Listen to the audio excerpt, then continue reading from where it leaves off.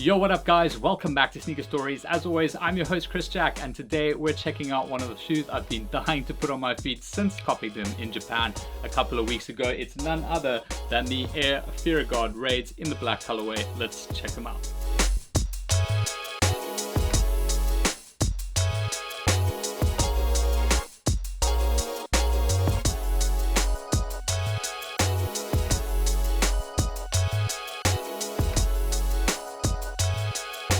Alright, so as mentioned, picked these up in Japan from Nike Lab MA5 in Tokyo and managed to get them at retail. It was my first pair of Fairy Guards at retail, so I was seriously excited and happy about that, especially to get them in my size, of course. But getting onto the shoes, these are obviously designed by the creative director of Fairy Guard brand, Jerry Lorenzo, and he's had a very successful collaboration with Nike where he was given free reign to design a whole bunch of new silhouettes for the brand. This one in particular is the Fairy Guard Raid, and it is based on the Air Max Raid, which is an old shoe that looks like that. Immediately you guys will pick up the strapping system that is on the shoes and over the laces, which has been incorporated into the shoe.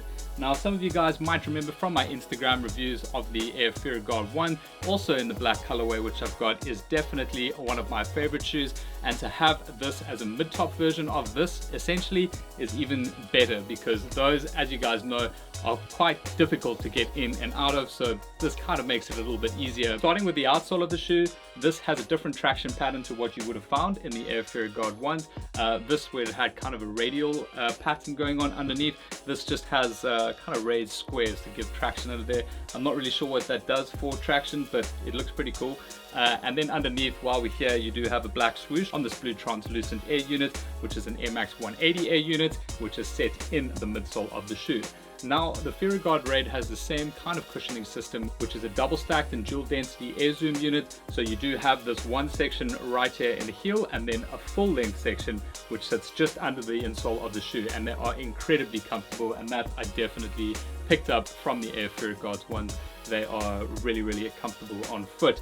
Then into the midsole, Jerry Lorenzo, really known for his sculpted midsoles and silhouettes of his shoes. This is no different. This is absolutely beautiful. It looks very similar to what the Air Fairy Guard ones were, except they aren't flush with the upper of the shoe like you saw on the Air Fairy Guard ones, but beautiful nonetheless. Just some detailing here next to that 180 air unit. It does say Air 180 Fairy Guard and then SN 8329166, and that, I believe, is Jerry Lorenzo's grandfather's service number, so just kind of paying homage to him in the design process of the shoe as well. Flicking around into the heel section of the shoe, you do have Nike Air, which is raised just off the midsole material there.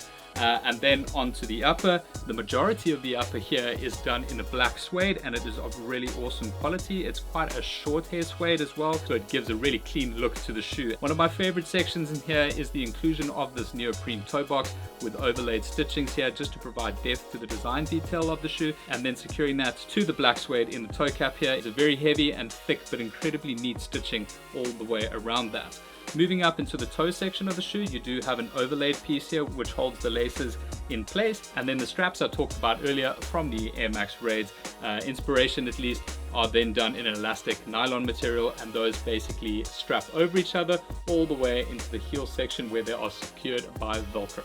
So if you do want to get into the shoe, you're going to have to open up there, open up here, then pull that out, pull that out, and then pull that off, and then you have a lace. Okay, no, I'm being a little bit dramatic. It's not that hectic, but it is another process to what you would normally be used to in just terms of tying and securing the shoe to your foot with the laces themselves. Speaking about the laces, you do have a set of black rope laces which come standard with the shoe, and a translucent and black branded Air Fairy Guard lace lock over here.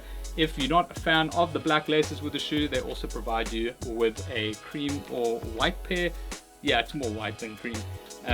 If you do want to change it up, but for me, I really just love the tonal look of the colorway and the upper of the shoe. Then taking a look at the tongue section, that same piece of stitched overlay all the way up the top does come all the way to the top of the tongue. The tongue is basically a foam material as well, but it kind of feels a little neoprene-ish. You do have the Air Fairy Guard branding over there on the reverse, and that's upside down here for some reason, so I don't know if that's supposed to be like flipped over or that's just a mistake on my pair. Hope these are real. Jokes, they definitely are. The sock line of the shoe is the same as the tongue material, so it's that foamy neoprene, but that provides another level of comfort and warmth to the shoe. And then last but not least, the insole of the shoe just has Air Fear of God branding on a plain black base. If you are looking to get a pair of the Fear of God Raids and you aren't into this black color, there is also the bone colorway, which released at the same time. I have seen these on foot in Japan while I was there, and they were absolutely awesome. It's definitely something I would consider getting as well. But this colorway for winter that we have right here in South Africa right now is definitely the more safer option to go with, as cleaning that light bone suede is not the easiest thing to do. From a price perspective, these unfortunately did not release here in South Africa. However, you can obviously pick up a pair on the resale market, and they're not drastically higher than retail itself. These did set me back 2,600 rand, I think, with the conversion rate from the Japanese yen, and I think they are sitting at around $200 on StockX. So with the math on that, it's pretty much the same before shipping and customs if you are wanting to bring a pair in. Otherwise, you can look at the local resellers, Cape Kicks, etc. No sign of a restock or anything like that for this particular pair in South Africa as it is. From a size perspective, true to size works absolutely perfect for me. But that's pretty much it for the review. If you guys did enjoy this video and found it helpful, please give me a thumbs up below, and don't forget to subscribe right here. And please, of course, let me know your thoughts of this particular shoe in the comments below. Hope you guys enjoy the rest of your day, evening, whenever you're watching this. I'll catch you back on the next one.